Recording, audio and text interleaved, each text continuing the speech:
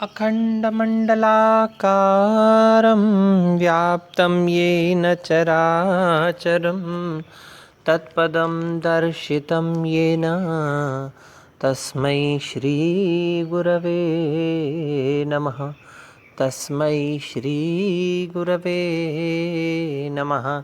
तस्मै श्रीगुरवे नमः।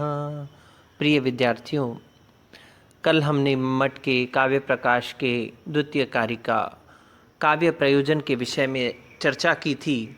काव्यम यशसे अर्थकृते व्यवहार विदेक्षिवेतर क्षतये सत्य पर निर्वृत्तये कांता सम्मितयोपदेशयोजे। काव्य यश के लिए है, काव्य अर्थ के लिए है। काव्य से हमें यश की प्राप्ति होती है, काव्य के लिए हमें अर्थ की प्राप्ति होती है। इन दो विषयों पर हमने चर्चा की। आज हम देखेंगे काव्यम व्यवहार विदेह। व्यवहार को जानने के लिए हमें काव्य की आवश्यकता है। काव्य का प्रयोजन है, काव्य से हमें व्यवहार की जानकारी होती है, व्यवहार का ज्ञान होता है। किस प्रकार से? जब हम किसी काव्य का अध्ययन करते हैं, नाटक का, महाकाव्य का, काव्य का, तो उसमें विभिन्न प्रकार के पात्रों का चरित्र चित्रण होता है। वे पात्र अपनी भिन्न भिन्न परिस्थितियों में भिन्न भिन्न प्रकार का जो व्यवहार वह उनके द्वारा अनुसृत किया जाता है, जो व्यवहार उनके द्वारा किया जाता है, उस व्यवहार से हमें ज्ञान होता है कि हमें समाज में, संसार में भिन्न भिन्न परिस्थितियों में कैसा व्यवहार करना चाहिए। जैसे राजा के साथ अगर हम मिल रहे हैं तो हमें कैसा व्यवहार होना चाहिए। मित्र के साथ अगर हमारा चर्चा चल रही है, व्यवहार है, तो हमारा व्यवहार क्या होना चाहिए। अपने परिवार में, अपने समाज में, अपने कार्यक्षेत्र में, जहाँ कहीं भी हम जाना चाहें, जाते हैं, वहाँ भिन्न भिन्न परिस्थितियों में हमारा व्यवहार क्या होता है। एक पुत्र के रूप में हमारा व्यवहार क्या होगा, एक पिता के रूप में व्यवहार क्या होगा, एक अध्यापक के रूप में व्यवहार क्या होगा, एक शिष्य के रूप में क्या व्यवहार होगा। इन सब चीज़ों का ज्ञान हमें व्यवहार की जानकारी किससे मिलती है? काव्य से मिलती है। उदाहरण ध्यान दीजिए, मेघदूत में अब हेममाली नाम का जो यक्ष है वह कौन है? कुबेर का सेवक है। उसको क्या करना चाहिए? अपने स्वामी की सेवा हेतु अहरनिश तत्पर रहना चाहिए। लेकिन नवोढ़ होने के कारण से वह प्रमादग्रस्त हो जाता है और उस प्रमाद के कारण से वह अपने स्वामी के आदेश का उल्लंघन कर लेता है। स्वामी के आदेश की सही प्रकार से, सम्यक प्रकार से पालना नहीं कर पाता है और वह शाप का भागी बनता है। तो हमें जानकारी मिलती है शास्त्र से, काव्यों के अध्ययन से जानकारी मिलती है कि हमें सेवक के रूप में क्या व्यवहार रखना चाहिए। तो जितने भी प्रकार के पात्रों का वहाँ चरित्र चित्रण होता है, उन ग्रंथों के द्वारा, काव्य आदि के द्वारा हम साधारण लोगों को यह ज्ञान प्राप्त होता है कि हमें किस प्रकार का शिष्टाचार, आचार व्यवहार में लाना चाहिए। तो एक प्रयोजन काव्य का हुआ, व्यवहार की जानकारी हमें काव्य से होती है। आगे है काव्यम शिवेतर क्षतये। शिव से इतर की क्षति अर्थात अमंगल का नाश और मंगल की प्राप्ति भी काव्य से होती है। किस प्रकार से? बहुत एक सुंदर उदाहरण शास्त्रों में मिलता है। कादंबरी और हर्षचरितम के रचयिता महाकवि हुए हैं बाण भट्ट। उनके श्याल हैं, साले हैं मयूर भट्ट। दोनों विद्वान थे, दोनों राजा भोज की सभा के सभारत्न थे।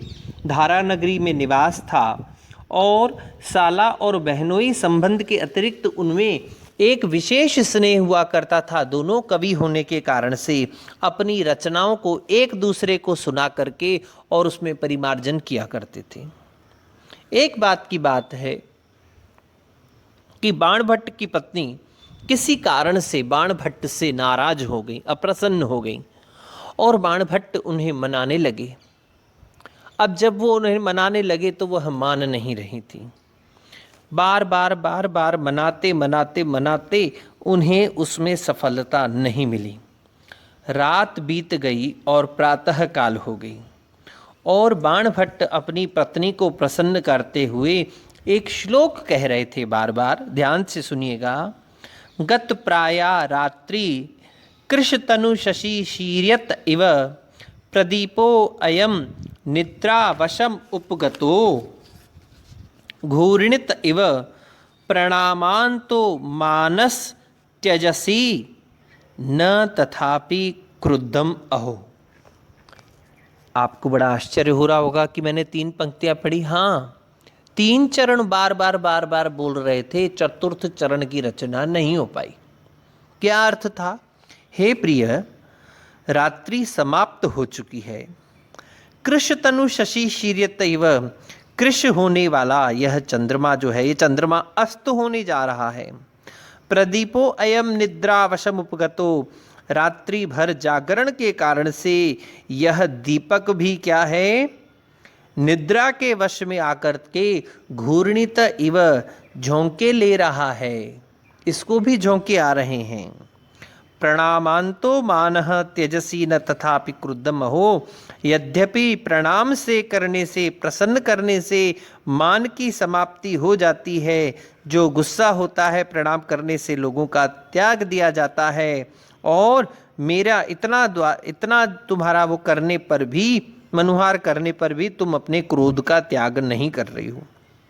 1 बार, 2 बार, 3 बार, अनेक बार वो इस श्लोक को बोलते रहे, लेकिन चतुर्थ चरण नहीं बना पाए।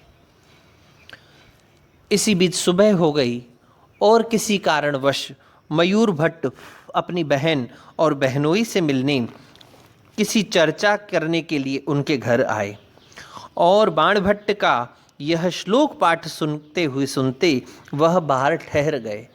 बाणभट्ट बार बार इन्हीं 3 पंक्तियों को रच रहे थे, तो उन्हें लगा कि शायद मेरे बहनोई इन 3 पंक्तियों की रचना कर रहे हैं और चौथा चरण से पूर्ति उनसे नहीं हो पा रही है। तो बाहर खड़े खड़े ही उन्होंने इस चतुर्थ चरण की पूर्ति कर दी और जोर से कह दिया, कुछ प्रत्यासत्या हृदयमपि ते चंडी कटितम, कि कठोर स्तनों के समीप रहने के कारण से हे मेरी प्रिय पत्नी, तुम्हारा हृदय जो है वह भी कठोर हो चुका है। किसी अन्य के द्वारा ऐसा श्लोक की पूर्ति, चतुर्थ चरण की पूर्ति सुनकर के बाणभट्ट की पत्नी जो है वह क्रोध में आ गई, और उन्होंने अपने भाई को पहचाने बिना क्रोध में आकर के उस चतुर्थ चरण की पूर्ति करने वाले व्यक्ति को श्राप दे दिया। क्या श्राप दिया? कि जिसने भी यह चतुर्थ चरण पूर्ण किया है वह कुष्ठ रोग हो जाए उसे। पातिव्रत्य के प्रभाव से मयूर भट्ट पर उस शाप का प्रभाव पड़ा और वह कोढ़ी हो गए। तत्पश्चात जब उनकी मयूर भट्ट की बहन अर्थात बाणभट्ट की पत्नी को यह ज्ञात हुआ कि मैंने बिना कुछ जाने सोचे जो श्राप दिया वह मेरे भाई को ही लगा है, तब उन्होंने उसे उपाय बनाया कि तुम गंगा के किनारे जाओ और वहाँ। बाणभट्ट की पत्नी को जब यह ज्ञात हुआ कि उन्होंने जो श्राप दिया है वह उनके भाई को ही लगा है, तब उन्होंने मयूर भट्ट को उपाय बताया कि तुम गंगा किनारे जाकर सूर्य की उपासना करो, उसी से ही तुम इस रोग से मुक्त हो पाओगी।